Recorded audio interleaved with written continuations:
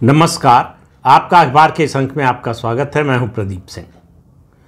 झुकती है दुनिया, झुकाने वाला चाहिए।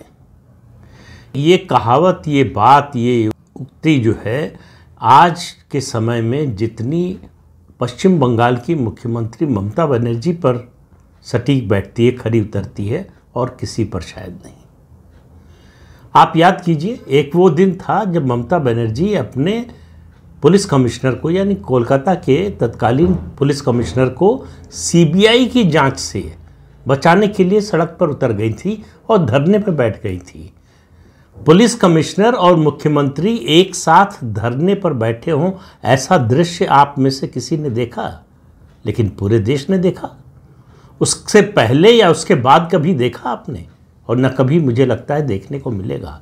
अच्छा होगा भारतीय संविधान के लिए, भारतीय जनतंत्र के लिए, कि ऐसा दृश्य फिर देखने को कभी न मिले।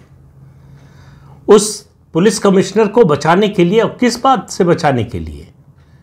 घोटाले के आरोप की जांच से बचाने के लिए।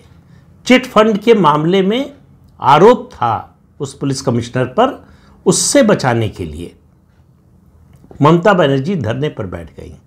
दूसरा भी उदाहरण था 2021 के चुनाव के कुछ ही दिन बाद का, जब वो धरने पर बैठ गई थी सीबीआई दफ्तर के, जो कोलकाता में मुख्यालय है सीबीआई का, उसके सामने, अपने भ्रष्टाचार के आरोपी नेताओं को बचाने के लिए। तो ममता बनर्जी इस तरह के काम, और बड़े गर्व से ये काम करती रही। उन्हें कभी इस बात में कोई शर्म महसूस नहीं की, जरा भी हिचक महसूस नहीं की। उनको एक क्षण के लिए भी नहीं लगा कि ये वो गलत काम कर रही हैं। वो एक संवैधानिक पद पर हैं, और संवैधानिक पद पर बैठे हुए व्यक्ति को संविधान सम्मत जो आचरण है उसके खिलाफ काम नहीं करना चाहिए।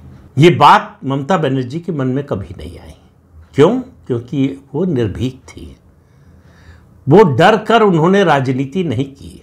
राजनीतिक डिक्शनरी में डर का शब्द ही नहीं था।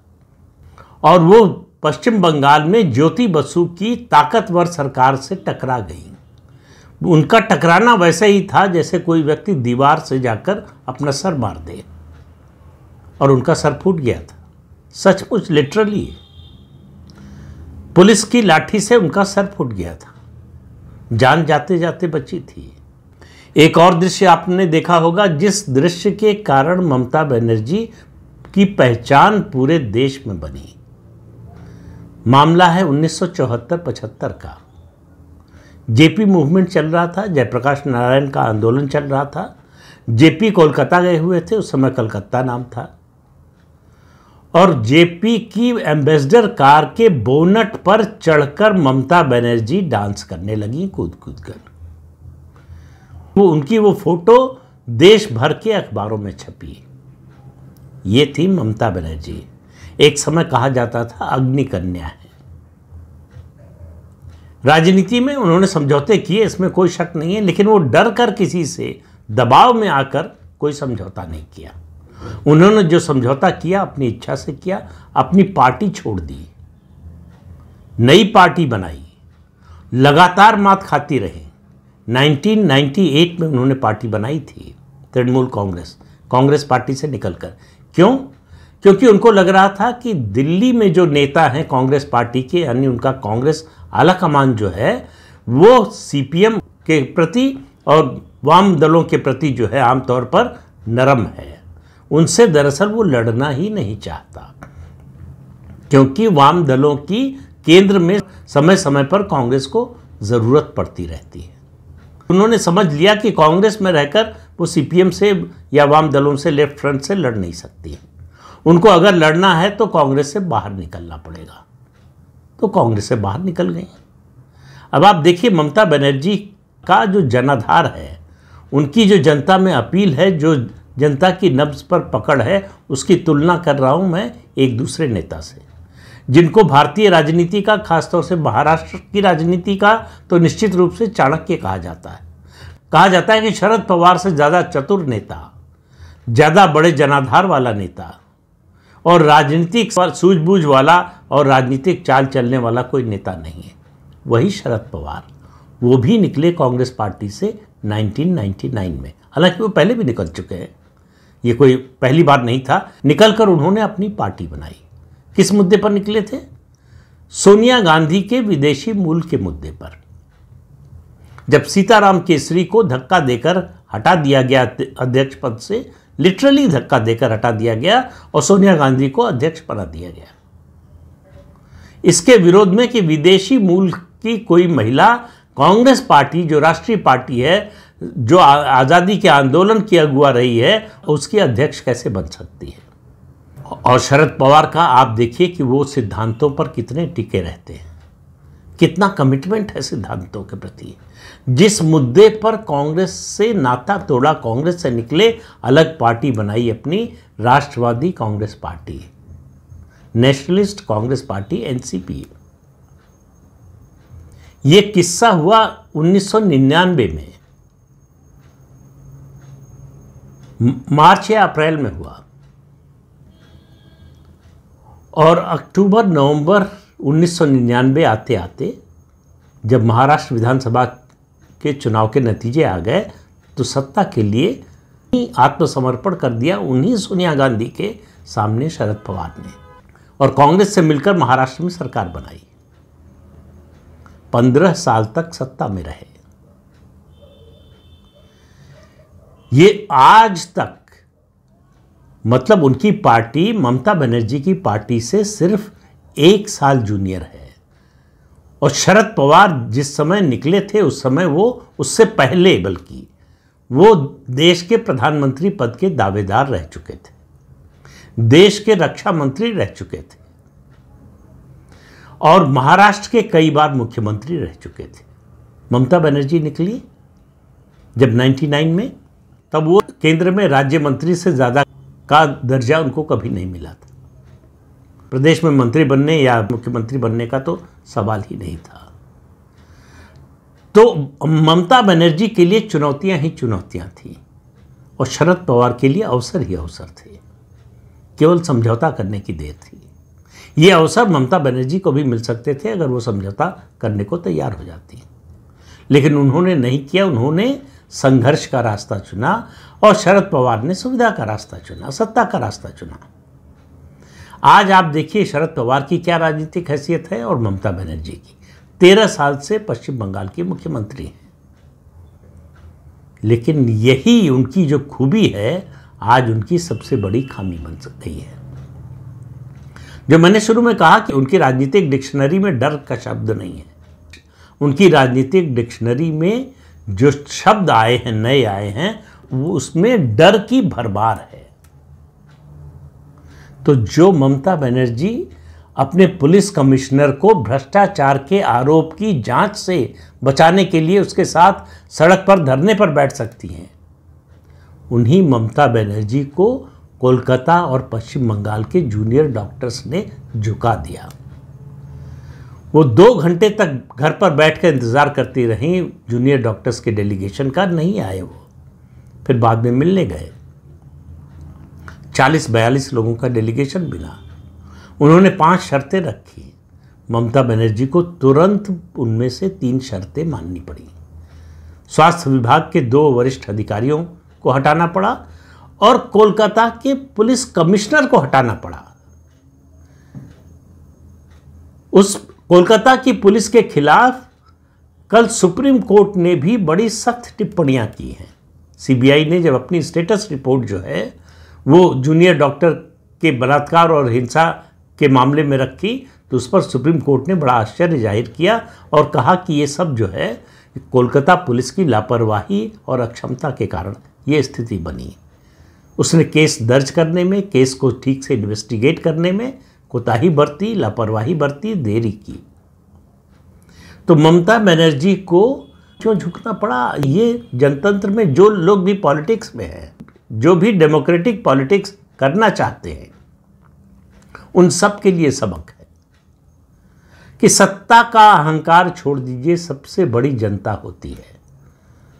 तो समय के रथ का घर घर नाद सुनो, दिनकर जी ने लिखा था, मैं उसमें थोड़ा सा संशोधन कर रहा हूं, उनसे क्षमा मांगते हुए। जनता के स्वर का घर घर नाद सुनो, और ये जनता ने सुना दिया कोलकाता और पश्चिम बंगाल की। जूनियर डॉक्टर्स के समर्थन में जिस तरह से लोग सड़कों पर निकले, अपने हित की चिंता किए बिना, अपनी सुरक्षा की चिंता किए बिना, इस विरोध का परिणाम क्या होगा इसकी चिंता किए बिना, क्योंकि अगर पश्चिम बंगाल में आप कांग्रेस में सिद्धार्थ शंकर रे जब मुख्यमंत्री बने थे 1972 में, तब से लेकर आज तक जो राजनीति चली है उसमें सत्तारूढ़ दल के खिलाफ बोलने का मतलब एक ही है कि आप अगर जिंदा बच गए तो आप भाग्यशाली हैं, वो आप अपनी वजह से नहीं बचे, लेकिन उसका कुछ ना कुछ परिणाम, तो अगर जिंदा बच भी गए तो कुछ तो परिणाम भुगतना ही पड़ता। पहली बार लोग खड़े हुए थे, सड़क पर निकले थे कांग्रेस और सिद्धार्थ शंकर रे की सरकार के खिलाफ, तब वामपंथी दल सत्ता में आए थे। उसके बाद वामपंथी दलों की सरकार के खिलाफ निकले ममता बनर्जी के समर्थन में, तब ममता बनर्जी की सरकार बनी। अब लोग सड़क पर निकले हैं ममता बनर्जी की सरकार के खिलाफ। किसकी सरकार बनेगी मुझे नहीं मालूम, क्योंकि इस बार सत्तारूढ़ दल के सामने कोई राजनीतिक दल नहीं है, आम जनता है।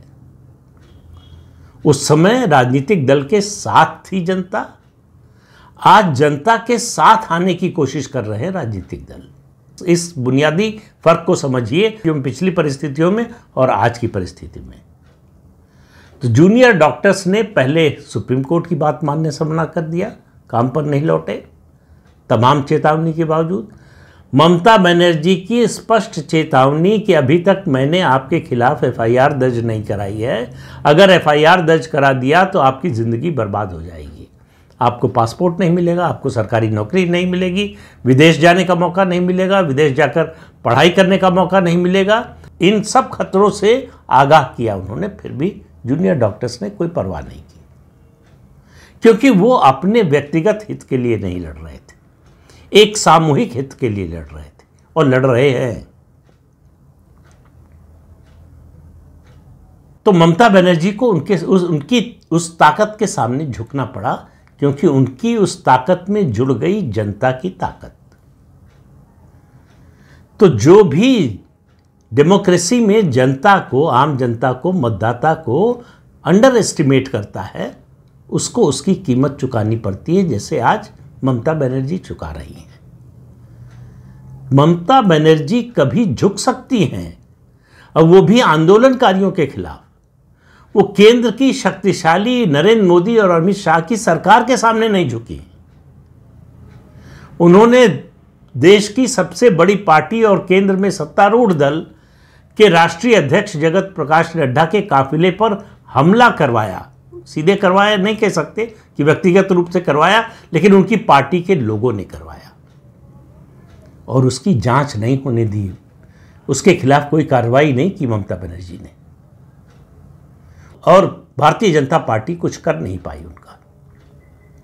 वो प्रधानमंत्री उनके प्रदेश में जाते हैं बैठक के लिए, उससे चली जाती हैं, उसमें बैठक में नहीं आती। प्रधानमंत्री के कार्यक्रम से उठकर चली जाती हैं, क्योंकि वहां जय श्री राम के नारे लगे हैं। ये उदाहरण आपको दूसरा नहीं मिलेगा। उनका मुख्य सचिव चला जाता है प्रधानमंत्री की बैठक से, आता नहीं। तमाम कोशिश करती है केंद्र सरकार, लेकिन उसको दिल्ली बुला नहीं पाती। वो उसको वीआरएस दिलाती है और अपना सलाहकार नियुक्त कर लेती है। इसी तरह पुलिस अफसरों को बुलाया गया, उनको नहीं भेजा उन्होंने। तो केंद्र सरकार की सत्ता के सामने जो मुख्यमंत्री, जो नेता झुकने को तैयार नहीं हुई, उनको जूनियर डॉक्टर्स और जनता की ताकत के सामने, जनता के दबाव के सामने झुकना पड़ा। ममता बनर्जी का ये चेहरा, ये स्वरूप आपने कभी नहीं देखा होगा। वो इतनी निरीह और इतनी दयनीय इससे पहले कभी नजर नहीं आई। उनको मालूम है कि उनके पैर के नीचे से जमीन खिसक रही है। अब वो कोशिश कर रही कि किसी तरह से इस स्थिति को काबू में किया जाए। 13 साल में पहली बार आंदोलनकारियों के सामने घुटने टेकते हुए उन्होंने कहा कि अगर आप चाहते हैं तो मैं इस्तीफा देने को तैयार हूं। ये शब्द आपने ममता बनर्जी से इससे पहले कभी नहीं सुना होगा, लेकिन उन्होंने ये कहा।